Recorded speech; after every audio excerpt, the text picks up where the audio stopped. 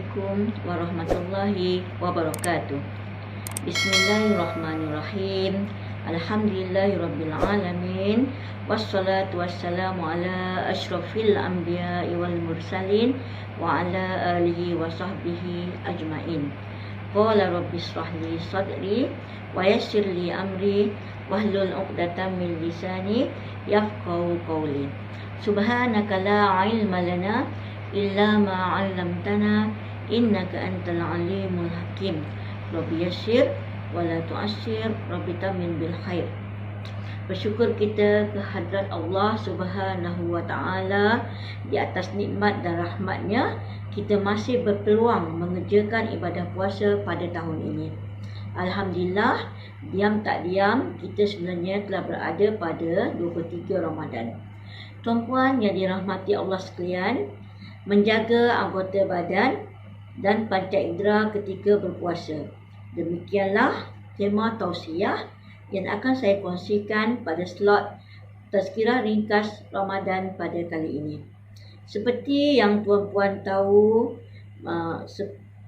puasa bermaksud menahan diri dari perkara-perkara yang membatalkan puasa dari terbit fajar hingga terbenam matahari. Semua di kalangan kita telah faham dan jelas mengenai pengertian puasa tersebut. Tapi bagaimana kita hendak menjaga diri kita, perlakuan kita, amalan-amalan kita dari hal-hal yang dapat mengurangkan pahala puasa kita. Tuan-puan yang dirahmati Allah sekalian, ramai di kalangan kaum muslimin muslimat selama berpuasa hanya mendapatkan lapar dan dahaga sahaja. Hal ini kerana kebanyakan di antara kita tidak mampu menjaga anggota-anggota badan dan panca indera kita dari hal-hal yang dapat mengurangi pahala puasa. Sebaliknya, jika kita mampu menggunakan panca indera kita dengan baik, maka insya-Allah kita akan mendapat nilai tambah dari puasa itu. Terutama jika kita mampu melestarikan nilai-nilai puasa untuk diterapkan dalam kehidupan seharian kita. Sebagai contohnya, kaki yang kita miliki akan memberikan nilai tambah pada amalan puasa kita apabila kita melangkah ke masjid-masjid, surau-surau dan tempat-tempat lain dengan niat yang baik untuk mendapatkan pahala puasa.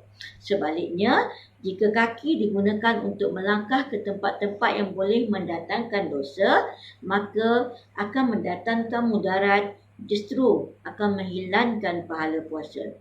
Begitu juga dengan anggota tangan kita. Dengan erti kata yang lain, memperbanyakkan amalan bersedekah, membantu sesama jiran tetangga atau orang sekeliling akan memberi impak yang besar dalam menambah amalan kebaikan kita. Bagaimana pula dengan mata? Mata berfungsi menambah nilai puasa Ramadan kita. Sesungguhnya, peranan mata adalah menahan pandangan kita dari perkara-perkara yang boleh mendatangkan dosa. Seeloknya, pandanglah anak-anak kita, suami isteri kita, ibu bapa kita, langit, bulan, bintang, laut, pantai dan alam yang indah ini supaya dapat menambah nilai puasa Ramadan kita. Selain itu, jagalah telinga kita dari mendengar perkara-perkara yang melalaikan. Banyakkanlah mendengar perkara-perkara yang baik seperti bacaan ayat-ayat Al-Quran, tazkirah-tazkirah, alunan-alunan zikrillah yang dapat menyucikan jiwa dan sudah pasti menambahkan amalan pahala kita. Sesungguhnya, mendengar tazkirah-tazkirah, ceramah-ceramah atau perkongsian yang baik, walaupun cuma di alam maya, seumpama kita berada di dalam majlis ilmu. Kerana sesungguhnya, sesiapa yang berada di dalam majlis ilmu, seramai 70,000 malaikat akan mendoakan keampunan untuk kita. Di samping sudah pasti akan mendapat ganjaran pahala yang berlipat kali ganda.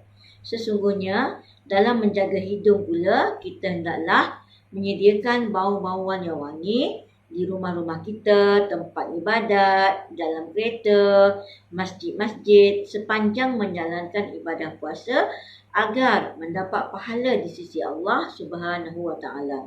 Seterusnya, kita pula hendaklah menjaga mulut daripada mengeji, mengumpat atau mengata perkara-perkara yang tidak elok yang akan menjejaskan pahala puasa kita.